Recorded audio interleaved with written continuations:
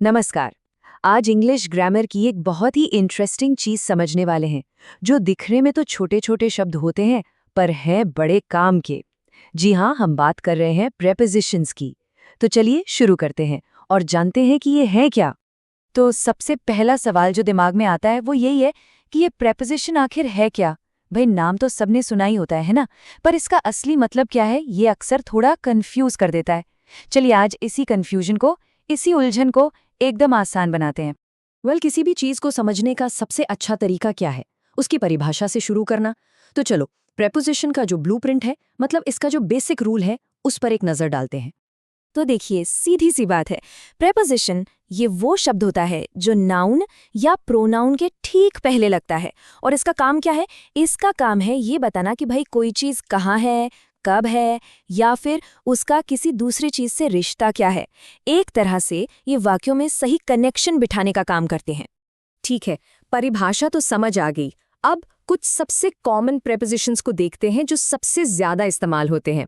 इनको ना वाक्य बनाने वाले बिल्डिंग ब्लॉक्स की तरह समझ सकते हैं।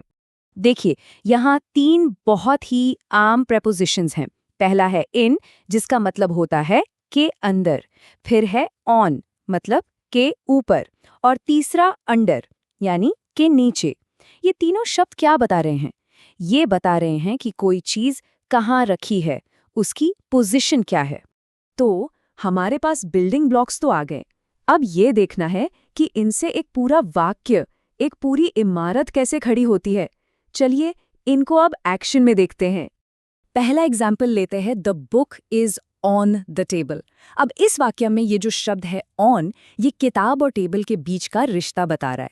अगर कोई पूछे किताब कहाँ है, तो जवाब क्या है? टेबल के ऊपर। सिंपल। इस एक शब्द ऑन ने पूरी बात को कितना क्लियर कर दिया है ना। ओके, अब दूसरा वाक्य देखते हैं। The cat is under the chair. यहां पर अंडर शब्द हमें बता रहा है कि बिल्ली की लोकेशन क्या है।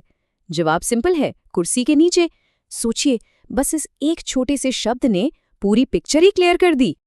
और अब ये तीसरा example, the ball is in the box. यहां अगर पूछें कि गेंद कहाँ है, तो जवाब है बॉक्स के अंदर। ये काम किसने किया? ये किया इन शब्द ने। उसने हमें सही जगह बताई। तो अभी अभी हमने देखा कि कैसे ऑन, अंडर और इन तीनों शब्दों ने हमें एकदम साफ साफ बता दिया कि किताब, बिल्ली और डेन ये सब कहाँ पर हैं। और बस यही तो प्रेपोजिशंस का काम है, जगह और रिश्ते को एकदम क्रिस्टल क्लियर करना।